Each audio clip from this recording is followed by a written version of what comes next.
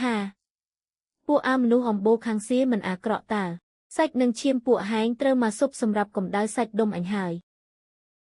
ត្រឹមអាពុះស្រកាស្អុយសោះ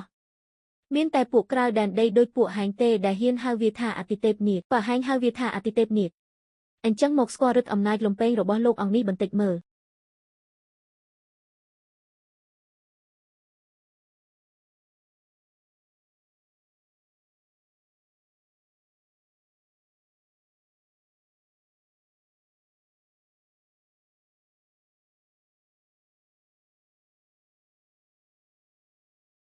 ហាពួកអាសម្រាមសៀហែងគ្រាន់តែពូកែអួតអាំងសោះព្រលឹងកាយស័ក្តិសិទ្ធដែលហែងក៏ហៅមកប្រែជាដឹកកំទេចខ្លួនឯងមុនបាត់ទៅហើយការប្រកួតលើកនេះកូនសម្ព័ន្ធស៊ីងយូពួកអញជាអ្នកឈ្នះវើយ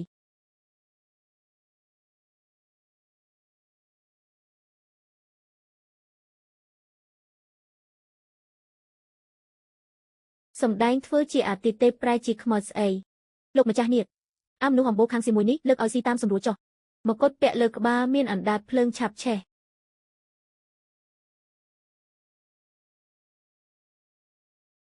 ក្រុងអាវក្រោះមាសពធុជុំវិញដោយស្រកានាគជើងជិះកង់អគ្គីស្ទុះហោះឆ្ពោះទៅរាប់ពាន់យោជន៍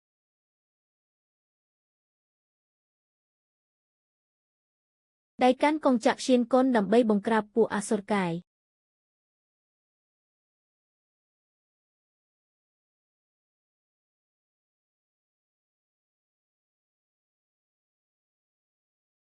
ព្រះតេជគុណសានតានហៃហួយរាជបុត្រណាចាចុះមកបង្ក្រាបពួកអសុរកាយហើយ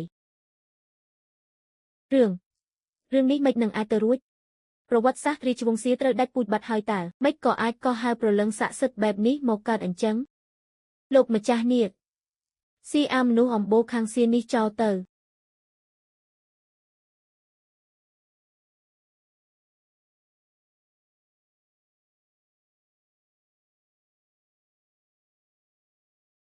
ត្រឹមអាដង្កូវតូចតាចសោះហ៊ានតាំងខ្លួនជាស្ដេចនាគផងហោះអូពួកយើងឈ្នះហើយតែនដីសៀត្រូវរក្សាបានហើយលោកម្ចាស់បាឈីទីបំផុតលោកបានរួចផុតពីទុក្ខទោសហើយអាភ្លើអាពោធ្វើស្អីហ្នឹងសំបីតែប្រទេសដែលដាច់ប្រវត្តិសាស្ត្រក៏ប្រកួតមិនឈ្នះគេដែរហេ